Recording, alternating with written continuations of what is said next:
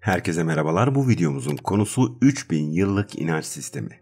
Şamanizm nedir? Şamanizm ritüelleri ve sembolleri nelerdir? Şamanizmin varlığı erken taş devrine kadar geriye gidiyor. Şamanizmin günümüzde yenilenmiş bir şekilde tekrar uygulanan haline ise neo-şamanizm deniyor. Pek çok kaynakta Türklerin şamanizm ile ilgilendiği, hatta şamanizmin Türklere özgü olduğu yazılıyor. Şamanizm nedir?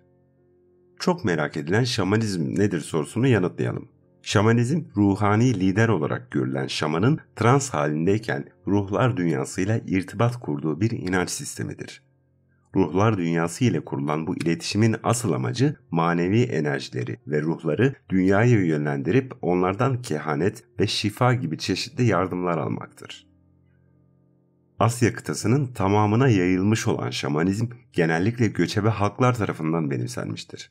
Şamanizme göre dünya, yer, gök ve yeraltı olarak üçe ayrılır. Gök tanrı inancının hakim olduğu şamanizmde ruhlar iyi ve kötü olarak ikiye ayrılır. İyi ruhlarla iletişime geçebilmek için bazı ritüeller düzenlenir. Kötü ruhlardan korunmak için ise yer ve gök arasında denge kurulması gerekir. Kötü ruhlara erlik ismi verilirken iyi ruhların adı ülgendir. Şamanizmin ne olduğunu öğrendiğimize göre şamanın görevlerine, şamanizm sembollerine ve ritüellerine bakalım.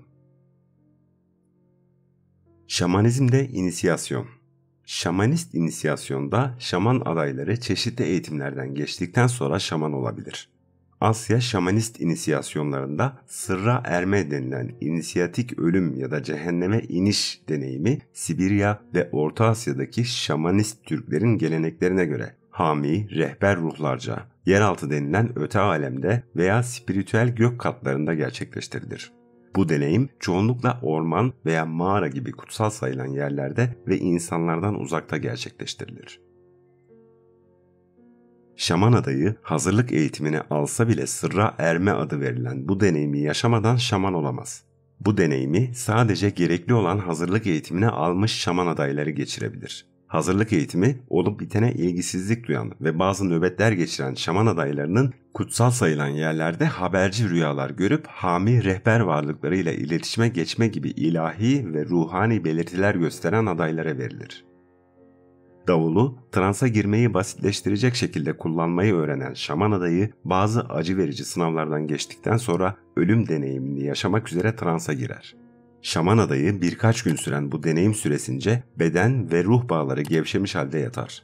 İnisiyasyonlardaki cehenneme iniş ya da ikinci doğuş denilen bu olgular şamanizmde şaman adayının vücudunun sembolik olarak parçalanması suretiyle organlarına ayrılması ve sonra bu parçaların birleştirilmesi veya etlerinden sıyrılmış kemiklerin etlenmesiyle vücuduna yeniden kavuşması olarak simgelenir.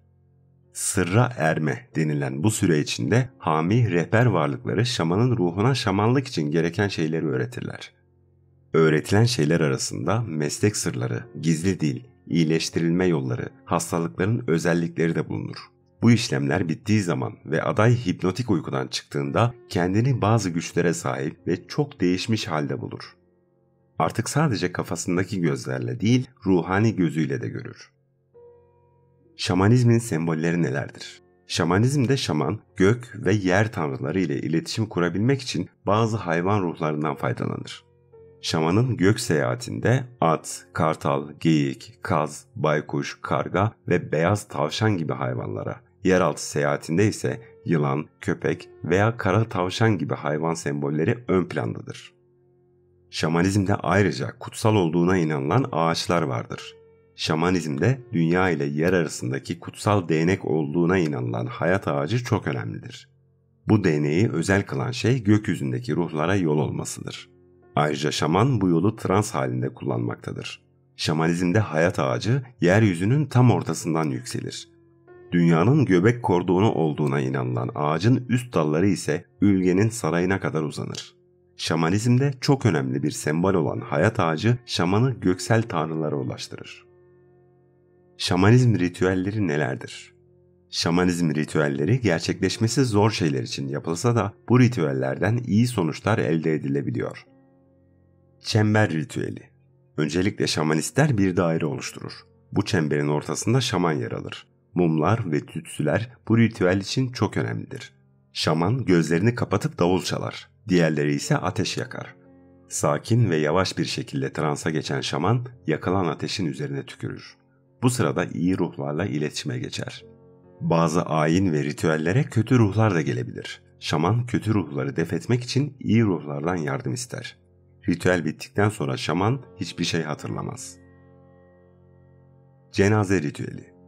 Şamanizme göre ölmüş olan kişi öteki tarafa gitmekten vazgeçip dünyaya geri dönmek isteyebilir. Bu nedenle tabuta konan ölü hemen gömülmez. Önce birbirinden farklı mekanlarda saatlerce gezdirilir. Böylece ölünün kafası karışır ve bir daha evin yolunu bulamaz. Türklerde şamanizm. Bazı eski Sovyet bilim insanları şamanlığı Türklerin asıl dini kabul ederken diğer bilim insanları ise şamanlığı bir din değil, diğer alemdeki varlıklara hükmeden bir çeşit kült olarak görmektedirler. Çukçiler, Yakut Türkleri ve Yukagirler insanın 3 canı olduğuna inanırlar. Ölüm durumunda biri mezarda kalır, biri gölgeler diyarına iner, diğeri ise göğe çıkar. Ölüler biraz zaman geçtikten sonra yeryüzünde tekrar doğabilirler. Uygurlar sürekli olarak tekrar doğma olayına sansar derler.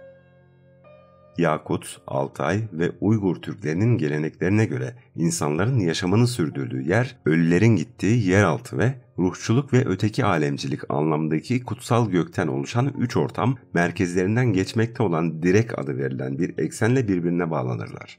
Direk adı verilen bu eksen yerin göbeği ile göğün göbeği arasında bulunur.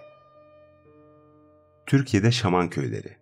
Şamanizm temel olarak sihre ve büyüye dayanan insanlığın en eski dinlerinden biridir. Şamanizmin herhangi bir kutsal kitabı veya kurucusu olmadığı için ne zaman ortaya çıktığı bilinmiyor. Ancak köklerinin 3000 yıl öncesine kadar uzandığı düşünülüyor. Türkler de İslamiyet'ten önce şamanizme inanıyorlardı. Tahta kuşların aralarında bulunduğu ve tahtacılar olarak adlandırılan 10 köyde yaşayanlar da Orta Asya'dan göç ederek Balıkesir'in Kaz Dağları'na kadar ulaşmış. Bu insanlarla birlikte gelen bu kültür varlıkları şimdilerde müzelerde sergileniyor. Dinlediğiniz için teşekkür ederim. Yeni bir videoda buluşmak üzere. Şimdilik hoşça kalın.